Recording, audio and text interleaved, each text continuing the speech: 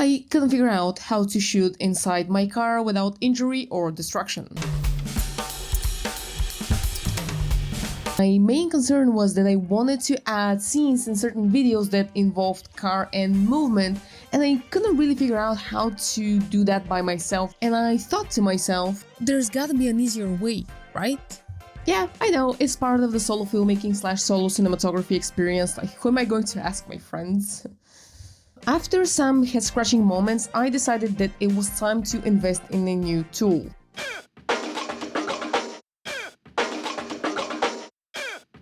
Need a little hand? Okay, that was a bit of a dumb one. So this is the SmallRig Magic Arm. Let's talk a little bit about the specs.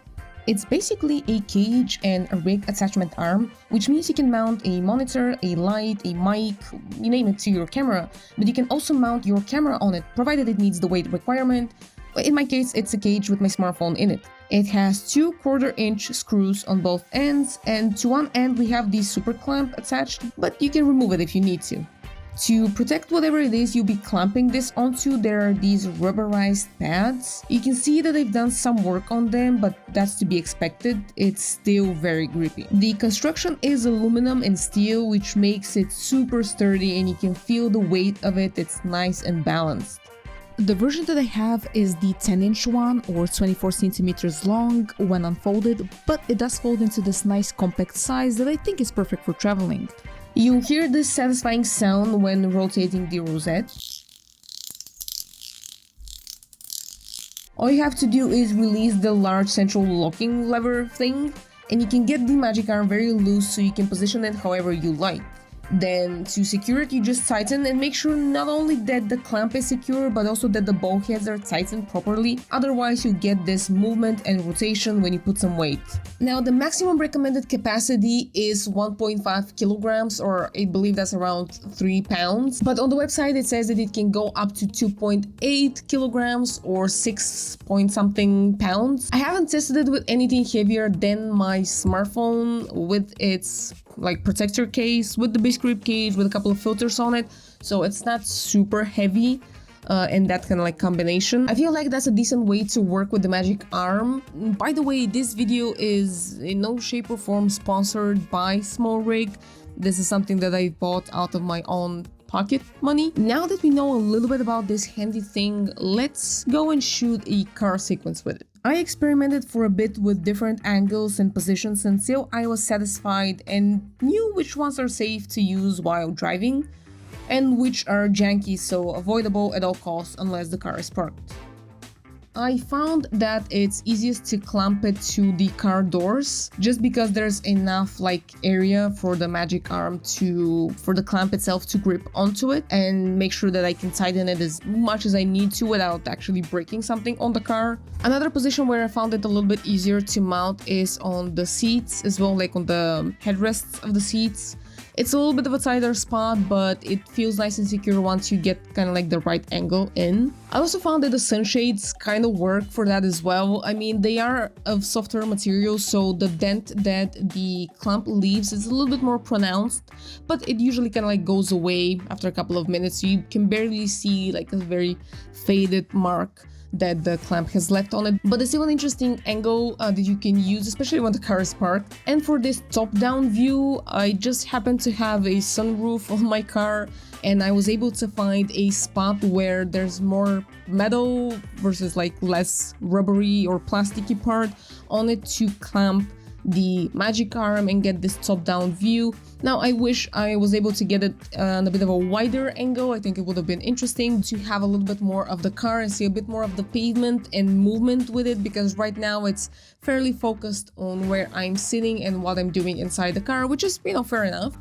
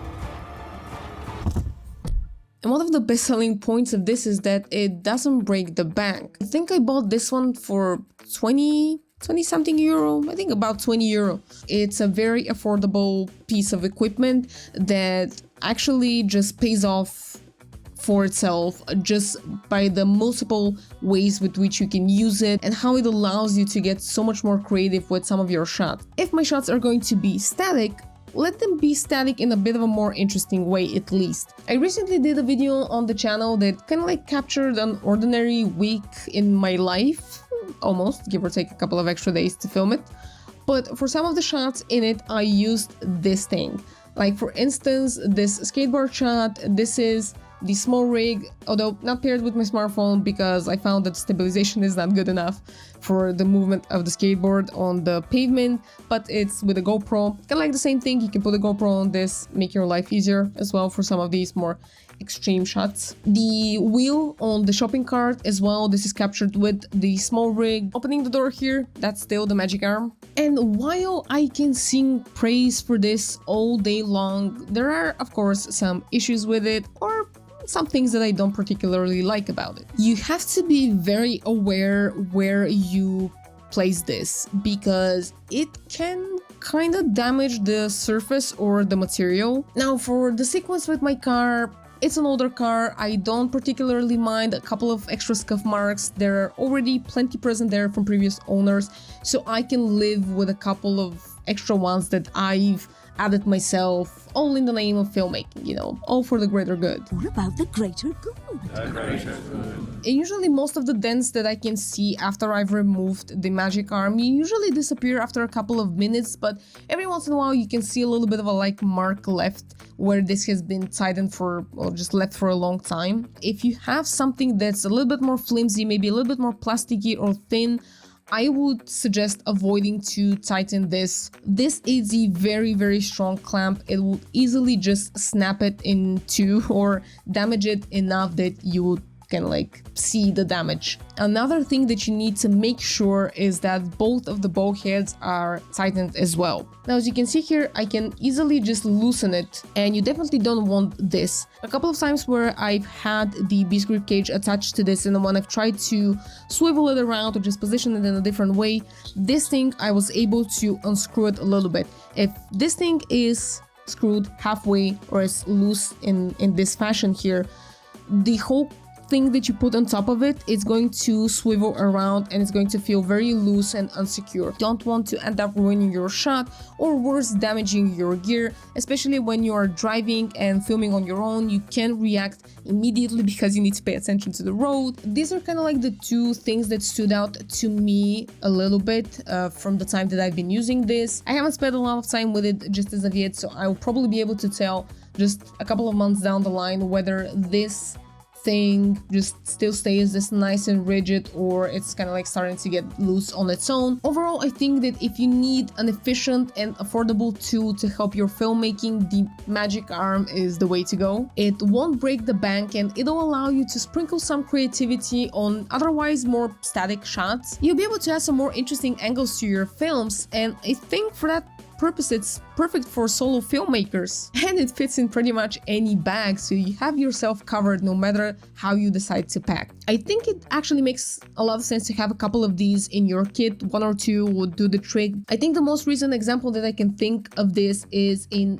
Jake Fru's video. I'm sorry if I'm butchering your surname, but in one of his videos he used 3 of these to secure his camera inside the dryer, so when the dryer spins, when the camera spins, it's held nice and tight and secure inside of it. So there is merit of using these. To me, it's becoming one of the essential tools in my kit. This car sequence that I showed you is the most simplistic one that I could come up with to shoot for this video.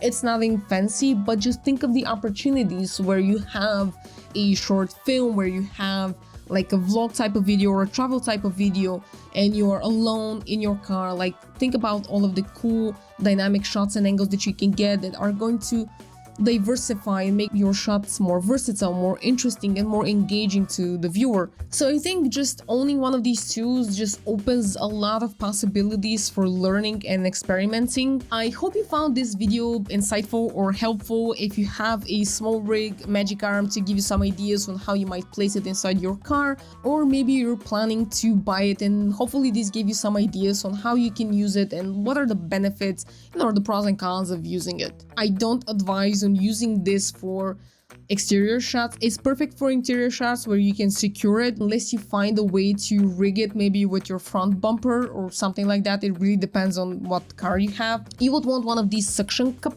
tripod things that are available on the market. It's a little bit more pricier, but it has like 3 points of contact, much like tripods, and you can detach and attach things to it, so you can have a nice and secure like suction going on to the front hood of your car, to the side of your car, so you can get that like cool shot of your tires. Alright folks, thank you so much for watching this video. If you have a magic arm, let me know down in the comments below how you use it or what's your best shot with it. I'd be curious to hear some suggestions. Maybe I can try to implement some of them in the next video. Hit me up down in the comments below, and if you enjoyed this video, give it the complimentary like. Thank you so much. I will see you in the next video.